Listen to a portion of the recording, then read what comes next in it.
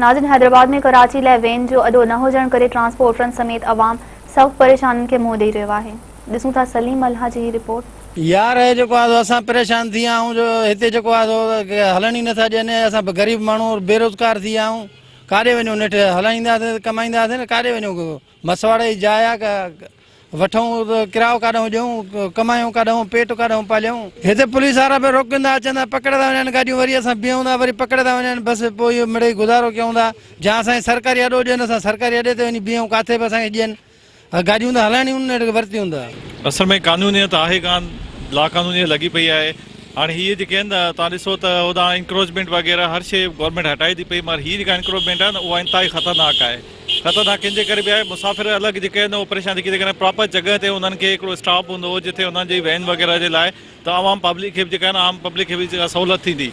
हू बि चवंदो त भई जेके मूंखे सवारी जेके वञे त किथे हिकिड़ी स्टॉप प्रॉपर ते हुजे। जॻह जॻह ते बीठा आहिनि, हिननि जे किराए जी मनमानी पंहिंजी आहे, किरायो पंहिंजी मर्ज़ी जो वठनि था ऐं उनखां पोइ आवाम खे परेशान अलॻि था कनि। जहिड़ी तरह सां ॾिसो हीअ को बि स्टॉप न आहे, हीअ प्रॉपर ई कनि। तव्हां अलाए केतिरा हादसा थी चुका आहिनि हिननि जे करे। सर मार्क्स आहे, हाणे न वरितो आहे, हाणे अञा पुॻो। हाणे ड्यूटी मुंहिंजी हाणे 3:30 बजे शुरू थींदी।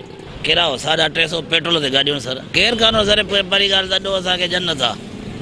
जहिड़ी करे हिकिड़ो बदिली स्टाफ अॾो आहे, उते असांजो नंबर नथो अचे। ॿी बकरा पिड़ी अॾो हीअं थी वियो आहे बंदि। असां बलदियारो उते अॾो हाणे ॾियनि था नथा। असांखे करे हेॾे था भॼनि, करे हेॾे भॼनि था।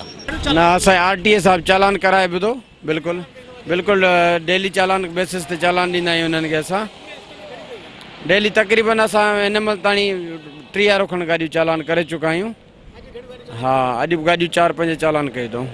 हा, वेनूं बसूं जेके ॿियनि थियूं गैर कानूनी SOPs में RTA साहब खे ईंदो आहे। RTA साहब पाण कराए 3 ॾींहं चालान हिते बीह करे, जेके SOPs जे ख़िलाफ़ हुआ उन्हनि खे चालान ॾियाराया RTA साहब। ॾियूं भरजनि थियूं। हाणे छा कयूं, गवर्नमेंट अहिड़ी आहे न, सखर वारियूं गाॾियूं अचनि थियूं हिते, सवारी खणनि थियूं हर शइ। असां बीहूं था त जेको आहे चवंदा गाॾी कढो हितां। कराची वारियूं सभु हिते, कराची वारियूं कोन थियूं अचनि, हो थियूं अचनि इहे सखर वारियूं। हा, पुलिस वारा चवंदा माल ॾियो, ॿियो पुलिस वारनि कहिड़ो कमु आहे। हैदराबाद अंदर त कानून जी त रिट ई न आहे, हिते लाक़ानूनियत आहे। तव्हां ॾिसो त हीअ पुलिस मंथलियूं वठी हिते गाॾियूं बीहारींदी आहे ऐं जेके अॾा आहिनि उहे सभु गैर कानूनी आहिनि। ट्रैफिक जो रोज़ आधार बणी चुको आहे। रवासी हिते परेशान आहिनि ऐं DC साहब कहिड़े बुनियाद ते हिननि खे बीहण छॾे थो ऐं उहा असांखे ख़बर नथी पए। संध हुकूमत जेको दावा बि करे थी त असां अमन अमान खां वेंदे, ट्रैफिक खां वेंदे, सभु मसइला जेके आहिनि सम्झो जा ठीकु करे छॾिया आहिनि। पर हैदराबाद तव्हां ॾिसंदव त ट्रैफिक जो हैदराबाद में आधार बणी चुको आहे। गैर कानूनी अॾनि जो क़ाइमु थियण हिते हर रोज़ जी ॻाल्हि आहे। जेके जिथे वणे उहो स्टाफ ठाहे बीह थो रहे, छो जो हद जो SHO, हद जो DSP उन्हनि खां मंथली वठे थो।